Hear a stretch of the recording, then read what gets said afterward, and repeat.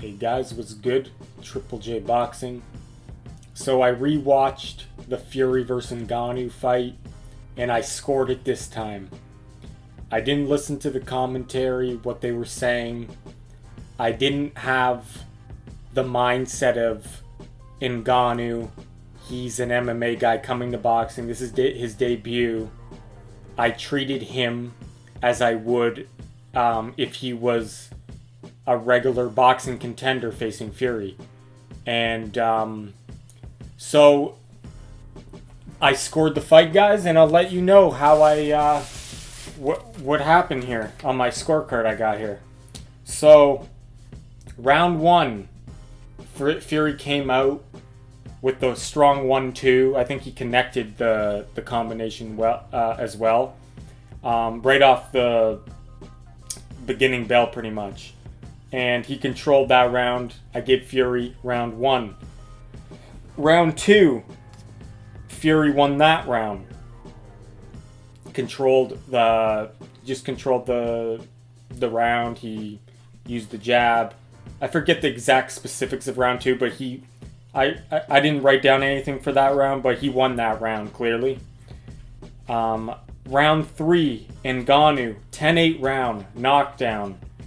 Obviously he had a good round because he got a knockdown.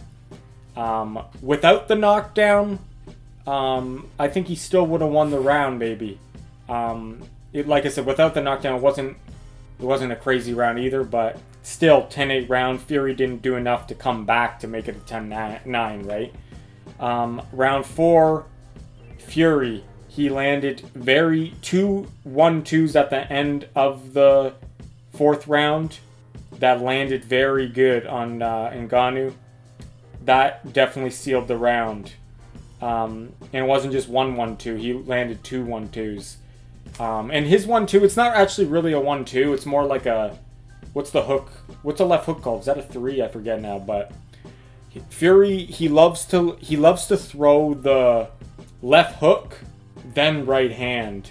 He loves that combination. He does it again. He did it in the Wild trilogy. He does it in a lot of fights. The left hook, straight right hand.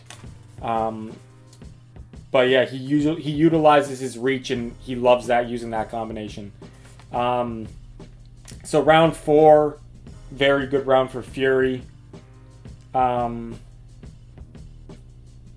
think it was a closer round until Fury landed that 1-2. That's what I wrote down here.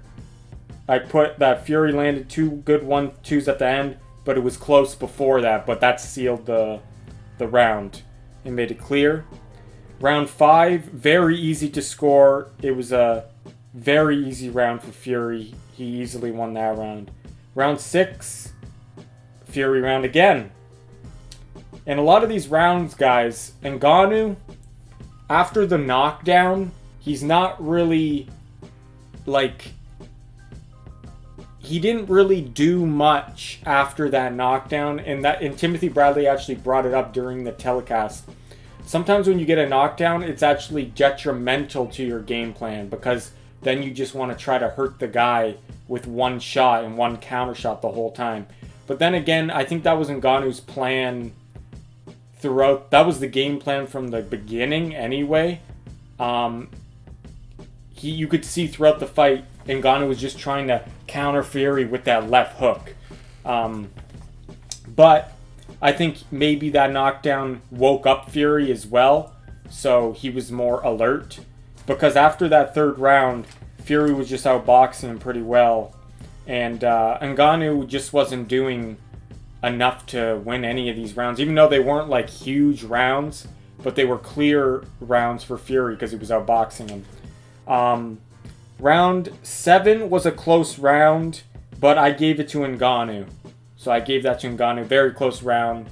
I could see if you gave it for Fury, but I gave it to Ngannou. Round 8, probably Ngannou's best round of the fight.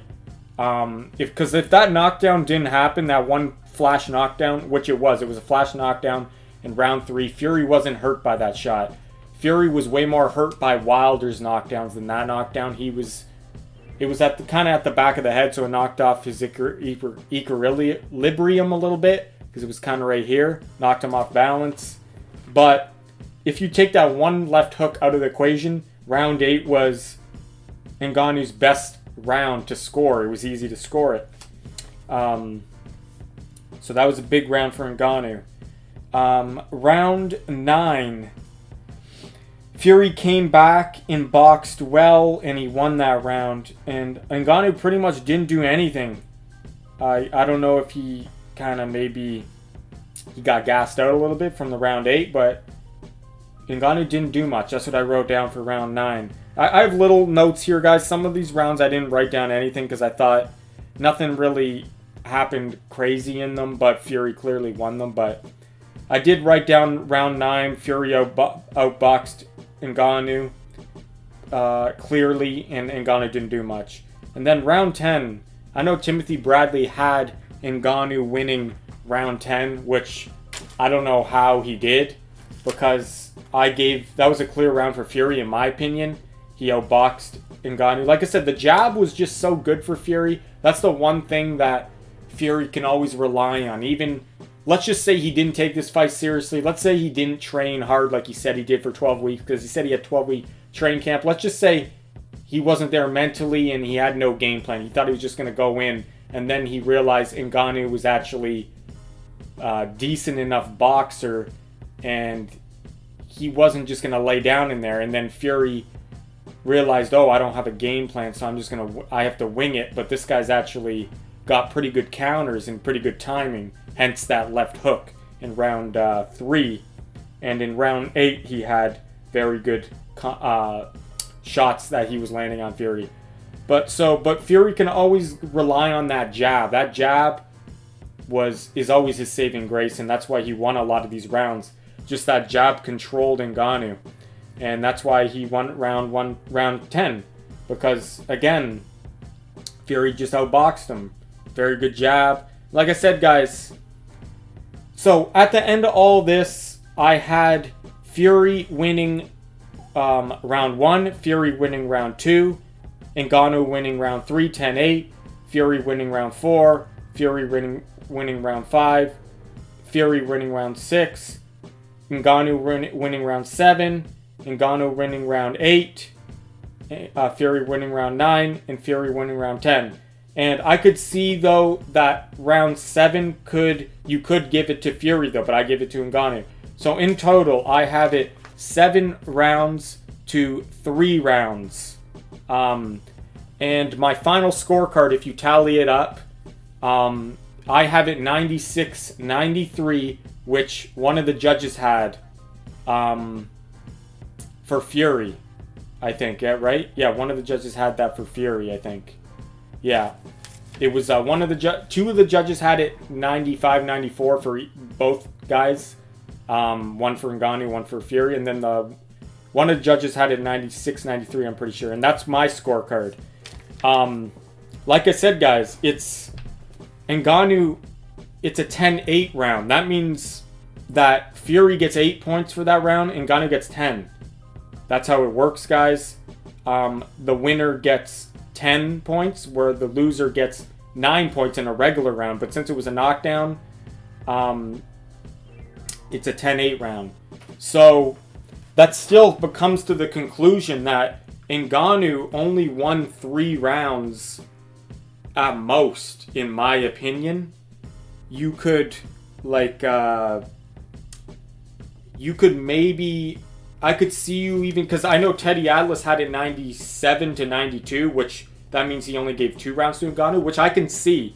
But giving Ngannou more than 3 rounds, I just don't see. But let's just say you gave him 4 rounds. That's still 95-94. That's still a Fury win. I just can't see at all how you could give Ngannou more than 4 rounds. But I gave him 3 rounds. And like I said, that round 7 was close, though. So I'm not mad at Teddy's scorecard either, because Timothy Bradley thought that was outrageous on Pro Box TV. Check them out, guys. Great channel. You got Chris Algieri, Paulie Malignaggi, Timothy Bradley, Teddy Atlas, Marquez on the Spanish one, what's his name, Jakovic, and what's his name from, used to be with the UFC, Michael Goldberg. You got Roy Jones, you got Antonio Tarver. It's just Pro Box TV. Check it out, guys. It's a good channel. But yeah, Timothy Bradley, because they were talking about the decision for this fight, and Teddy had it 97-92, and Timothy was just like, that's crazy. But it's not crazy when I actually rewatch it, and you're actually focusing. Like I said, guys, when we watch a fight initially, we're caught up in the moment and we're not really scoring it. Maybe some of you guys who are really hardcore fans are just scoring the fight. But as a fan, I kind of just like to watch the fight and take in the energy and the atmosphere. And I'm not really like just focused on scoring. I'm just kind of taking it in for the first time. But for that initial reaction to the first fight, since it seemed like it was close, and I'll tell you why we thought it was close, guys. Just hear me out here and let me know if you agree with my assessment here. Ngannou was coming from MMA. Yes, he was a striker. And I forgot to mention, guys, I didn't know that. Like, I've seen Ngannou fight, but I didn't know that he's actually just known for striking. He's not known for wrestling, and he's not even known for kicks. He's actually known for stand-up punching only, really. That's what someone was saying. So I never took that into account, but I'll get back to my point, guys. So the reason why we thought it was a close fight when we watched this, and that people thought it was supposedly a robbery, which a robbery is when it's not close. So robbery is just out of the question totally. But it's kind of funny because it's actually, if Ngannou won, now looking back, it'd actually be a robbery the other way around. It'd be a robbery against Fury now that I think about it, because first let me get back to my point, guys. I'm kind of going off topic here. But okay, so the reason why we thought it was a close fight, in that we were people thought it was a robbery and people thought it was controversial, is because it's the human mind. It thinks kind of differently in this situation. It like the psychology to this. A guy was coming from MMA, so we gave him no chance. Because he was fighting not only a boxer, he was fighting the best boxer of the last 15 years in Tyson Fury. One of the best boxers of all time, in my opinion. I still believe he's one of the best boxers of all time, and he could compete with any of the heavyweights in any era. I still believe that. And if you guys don't believe that, because he has one, maybe you could call this subpar performance, that doesn't take away from all the accomplishments he's done. Because if you're calling Fury trash now, that means you're calling all of Fury's opponents, like Deontay Wilder and Klitschko, they're trash too then, right? So that makes no sense at all. You can't take away Fury's accomplishments and just... So that's just nonsense, to even say that. They call him trash at this, like now after this fight. But anyway, going back to it, the psychology of this. Guy was coming from like MMA. We gave him no chance. He was fighting not only a boxer, but one of the best heavyweight boxers, the lineal heavyweight champion of the world in Tyson Fury. So we expected him to get demolished, right? We expected him to just get run over and box the brakes off. Like he was going to get the brakes boxed off him, and he was going to get demolished. And that didn't happen. So when that doesn't happen, our mind automatically thinks, wow, Ngannou is doing really well, because he's far exceeding what our mind already set in place. So that's number one. Number two, the knockdown. That just compiled everything right there. That knockdown. Okay, let me tell you guys right now. For all of you guys who thought Ngannou won, and oh yeah, I'll bring up the fact. This fight generated a lot of buzz and brought in a lot of a different fan base from MMA. So those MMA guys automatically were biased and were going to pick Ngannou, right? And so they picked Ngannou just because they're MMA fans and they're biased, so that's why they thought Ngannou won. But for the boxing fan, the reason why a lot of boxing fans maybe thought Ngannou won was because, like I said, he did way better than they even dreamed he could do. But it's that knockdown, right? But let me ask you guys this right now.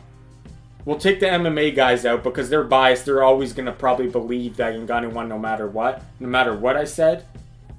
Maybe some of you guys will change your mind, right? But for you boxing fans out there, and maybe some of you MMA guys who know boxing too, if you take out that knockdown, do you still think Francis Ngannou won? Would that change the whole perception of this event and this fight? If round 3 was just a regular round that Ngannou won, we'll just say we'll give it to Ngannou. Maybe Fury would have won that round without that knockdown, right? It was a close round, right? But the knockdown clearly sealed it for Ngannou. But take out that knockdown. Do you think Francis Ngannou won? Now do this, guys. Take out the round 3 knockdown. So take out round 3 and take out round 8. Ngannou's biggest round. So take out 3 and 8. It was a clear win for Fury then. Like, it was actually... if you took out round 3 and 8, Fury easily won the fight. Round by round. You got to go round by round, guys. So just put that in your head right now. Take out round 3 and 8. Who won this fight? That's all I got to tell you guys. And I love Ngannou's backstory. And I'm not trying to hate on Ngannou, or I tell it the way it is. I know this is a boxing channel, so maybe some of you will think I'm biased, but I try calling it the way it is. I really focused and scored this fight to the best of my ability, really. And it kind of reminds me of the Pacquiao-Mayweather fight. Initially, I thought Mayweather easily beat Pacquiao in that fight. And the commentary, though, was severely biased when I rewatched it again. Because the commentary does influence the fight, guys. And the commentary in this fight was influenced a little bit because Timothy Bradley and, was it Tessitore? They were really surprised by how good Ngannou was doing, how well he was hanging around in there. So it was making you think, oh, wow. And Fury wasn't, like, demolishing him, right? But to go back to the Mayweather-Pacquiao fight, and the first time I watched it, I thought Mayweather easily won because just the commentary was just so biased towards Mayweather, favoring him. Everything he landed, they would say, and then Pacquiao, they wouldn't say anything. And then I found it kind of strange because when you go to the other telecasts, the non-American telecast around the world, they thought Pacquiao won. So I rewatched it, and I'm not talking about this slow-mo stuff. I didn't slow it down to have Pacquiao winning. I rewatched it regular time. I didn't focus to what the commentary was saying. I focused on the clean punches that were making contact. Who was winning the round. And I found out that it was a close fight. And it wasn't my initial, like I said, my initial reaction to watching it live. I thought Mayweather easily won. But then after I scored it again, I actually had Pacquiao winning 115-113. And yes, Manny Pacquiao is my favorite fighter. But it's not a biased scorecard, guys. I rewatched it with someone, my uncle, who's not really... He's a big Mayweather fan, and he always... I don't know, he loves Mayweather's style. I don't know, I don't really like Mayweather's style, but he's got good defensive skills, but just not enough offense for me, but... And I think maybe it's his personality, too, but anyway... My uncle's a big Floyd Mayweather fan, he likes his style, and he actually was shocked when he watched it again. He's like, wow, it actually was close. And... He didn't really want to say scorecard because he didn't want to say Pacquiao won, but he says I could see how Pacquiao could have won this fight. My scorecard was 115, 113 for Pacquiao. Pacquiao had one arm as well going into that fight, and he still won. But what I'm trying to say, guys, is that was a close fight, but stuff can influence you when you watch it. When you're not actually focusing on the action and actually the clean shots and who's actually controlling the ring and controlling the momentum using the jab or the distance or who's landing the clean shots. We kind of get caught up in, oh, Ngannou's doing better than we thought, so we're giving him more leeway here. And Fury wasn't, like I said, destroying him every round. He was winning by using the jab. So they were kind of like, he was winning the light rounds, like the rounds that were when stuff wasn't really, like I said, he wasn't dominant, right? But he was still winning the rounds clearly. And that's why we thought, though, Ngannou was doing good in there, because he wasn't getting destroyed. And he had that knockdown. But yeah, guys, it actually wasn't a close fight. I actually thought, initially, I thought Ngannou might have edged it out initially when I watched it. I thought it was a close fight, and Ngannou, I might have favored him. But now that I actually focused on scoring it round by round, it actually wasn't that close. Like, imagine if this was a 12-round fight. I assumed Fury probably would have won the last 12 rounds. It looked like Ngannou was fading a bit. The fact that he lost round 9 and 10, I think he was fading a bit. So the scorecard maybe even would have been more lopsided. But yeah, guys, let me know what you think, your thoughts on the situation. Like I said, it actually wasn't a close fight. If you took out round 3 and 8, it wasn't close at all. You take out the knockdown, I think a lot of people wouldn't have thought any... Oh, yeah, one more thing, guys. As I'm watching this, like I said, I'm treating Fury and Ngannou as a regular boxing fight. I'm not thinking this guy's MMA guy. I'm just thinking logically. I'm not caught up with emotions or any prior history of any fighter. I'm just trying to score the fight round by round. And so guys, imagine if Ngannou was a regular contender. This was a mandatory for Fury. Say you didn't know Ngannou. He's not an MMA guy. He's just a regular contender. I don't know, 10-0 or whatever. Who do you think won the fight? You would say Fury. You would just say Fury, oh, yeah, kind of had a subpar performance, and he got knocked down, but he pretty much won all the other rounds. That's all you would say, right? You wouldn't make a big deal about Robbie or anything. But the fact that this guy's an MMA guy, now it's a big deal, and he got a knockdown. But yeah, guys, I will give Ngannou this, though. He didn't really... It was hard to tell. Like, there was little evidence that you could tell that he was an MMA guy. He looked like he belonged in there, like he was a boxer.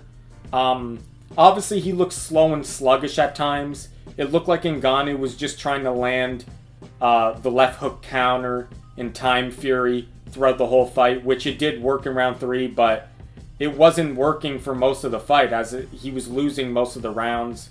He had that big round 8, but other than that, that game plan was just... He looked too slow and sluggish in there at times, which a guy that big and that heavy, it's expected. You could see he has power in his shots, though. When he would throw the left hook, you could just see the weight behind his hook. Even when he would miss, you could see it, but it was kind of slow, right?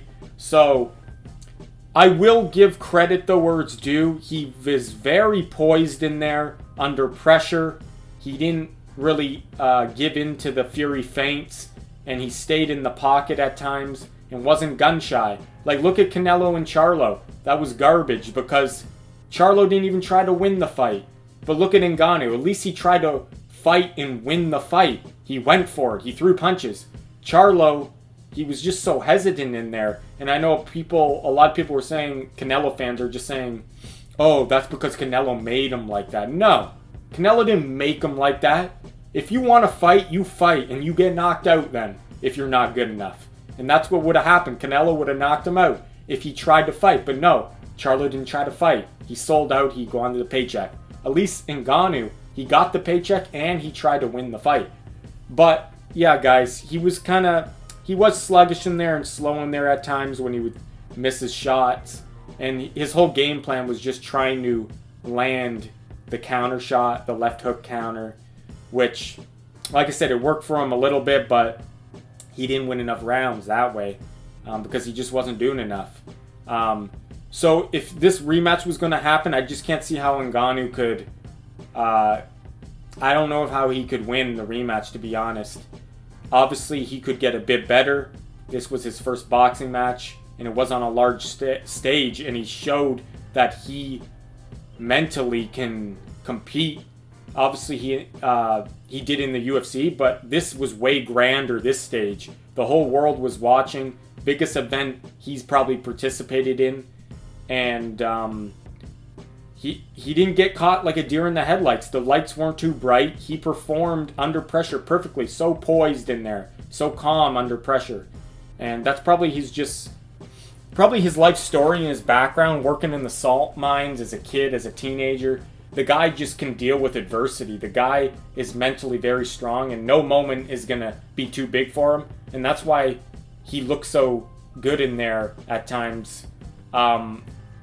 Not that like he was winning a lot of rounds, but he looks so just relaxed in there and good under pressure to land those counter shot like he did in round 3 and then in round 80. You know what I mean? So, but when you have Fury coming in again, if they rematch down the road, or let's just say he fights Wilder next or in Joshua fight, that would be... I like those fights for him, to be honest. I think he does have a chance because he has that power.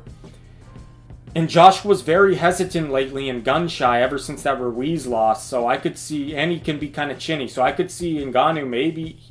You never know what could happen when you got power like that. And it's the heavyweight division. Wilder as well. He's not known to be that technical. He's got that 1-2, but that's pretty much it. He's not the most technically sound guy. And Teddy actually said that Ngannou is actually better technically than Wilder already. So... But the thing is, these guys now are not going to be taking Ngannou lightly anymore. After this performance, like I said, he didn't win a lot of rounds, but he showed that he can compete. They're not going to take him lightly. They're going to mentally and physically take him seriously. And like I said, guys, maybe Fury physically trained hard for the fight, but maybe mentally he didn't. He thought it was going to be a walk in the park, right? But he realized, no, I got to resort to my boxing skills to win this fight. I can't just fight this guy and wing it and try to make it a brawl. Because I don't know, I don't have any, he didn't know, there's no tape on Ngannou. He didn't know what to expect. And he was surprised by Ngannou. And I still was surprised by Ngannou, guys. I still give him credit, even though I only had him winning 3 rounds. Still, that's pretty good. And like I said... The 2 rounds, the knockdown round, the round 8 were pretty great. Like, a lot of people never even have those kind of rounds against Fury. So, what a performance. I was surprised, and so was Tyson Fury. He was surprised by how good of a fighter Ngannou was. He was shocked, he said in the post-fight interview. That says it all when Tyson Fury said that himself. And he actually said it was his toughest fight of the last 10 years. So that just, I don't know. I don't know about that, but... Because the Wilder fights were pretty tough. He got dropped a lot on that, but maybe he meant, because he didn't really... I don't know, maybe he just, like I said, he went in the fight and he wasn't mentally prepared. Maybe that's why it was tougher for him. I don't know. But that's what he said, guys. So, I just think that if someone takes Ngannou, if he fights like a Wilder next or a Joshua or even a Fury rematch in the future, people are going to take Ngannou seriously now. So it will be interesting to see how Ngannou will deal with a guy who's going to take him seriously now. So, yeah, guys, that's my opinion on it. Obviously, Ngannou can improve too, though, so you've got to factor that in. So I like those fights for Ngannou. I like him in the mix. I think he deserves to fight a guy in the top 10 after this performance, to be honest. Like I said, he did better than a lot of Fury opponents of the past. So yeah, guys, that's my scorecard, 96-93 Fury. That's my thoughts on it. And for all you guys who are it's funny how they all turn on Fury. Not that they all turn on him. They all hated him to begin with, and that's why they're all coming out now saying, Fury's trash. Oh, what a robbery. It's because you never liked Fury to begin with. You wanted him to lose. You're either, maybe you're a Wilder fan, maybe you're just a Joshua fan, or just a fan that hates on Fury and don't like Fury. So that's why you're calling Fury trash now, after having one performance where he didn't have a spectacular night.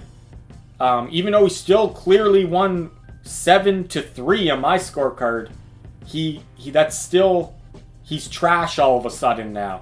He's trash, and a lot of you guys were calling him the best heavyweight of all time, and that he could compete with Ali and all these guys. No, he can't. No, yeah, he can still.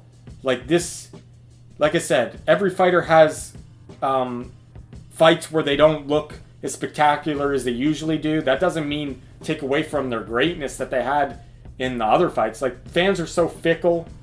They're quick to jump on you when you have one bad fight or one subpar performance, or they just hate on you. They just hate on you, right?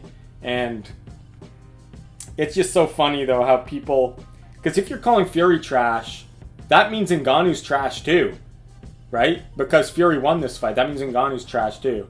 And that means Wilder's trash. That means Klitschko's trash. Like, what do you kind of... That means the last 30 years of heavyweights since Lennox Lewis have been trash. That's what you're saying. Because Klitschko dominated for over 7 years and Fury was the first one to beat him. So that means he's trash, Wilder's trash, and Joshua's trash. They're all trash then. If Fury's trash, like, come on, guys, you make no sense. In my opinion, Tyson Fury is one of the best heavyweights of all time. He can compete in any era with his size and his skill and his mental toughness. He gets off the canvas every single time he's been dropped and he wins the fight. So I can't see how you can't rank him as one of the best heavyweights of all time. And for all you guys saying, oh, he ducks, he's ducking Usyk or he's making, like, why hasn't that fight happened? Oh, why did he fight? Like, a lot of you guys were saying, why did he fight Ngannou? He's a fake champion. Why is he doing this? The guy came back from a layoff, depression, suicidal, weighing 400 pounds. He takes a fight against, I think he had one tune-up fight, and then he fought the most dangerous man in the world, Deontay Wilder. And look what he did to Wilder. And then he came back 2 more times and knocked him out. How is this guy ducking anybody? He faced the most dangerous puncher of all time. One of the most dangerous punchers of all time in Wilder. Possibly the most dangerous puncher of all time, in my opinion. Wilder is just a freak with that right hand. And Fury, though, he gets up and he wins the fight. He is one of the best heavyweights of all time. And that's my scorecard, guys. He easily won the fight. Ngannou, though, respect. I want to see him back. I'll definitely want to see him back in the rematch. If he can improve, which he should be able to improve even more. He is 37, but it is heavyweight, so that's not too old. Or a Joshua or Wilder fight for Ngannou. He deserves it. He did great under pressure. And but Fury, round by round, he won the fight, guys. He won the fight. And that's all I got to say for tonight, guys. It's Triple J Boxing. And thanks for watching, guys. Take care.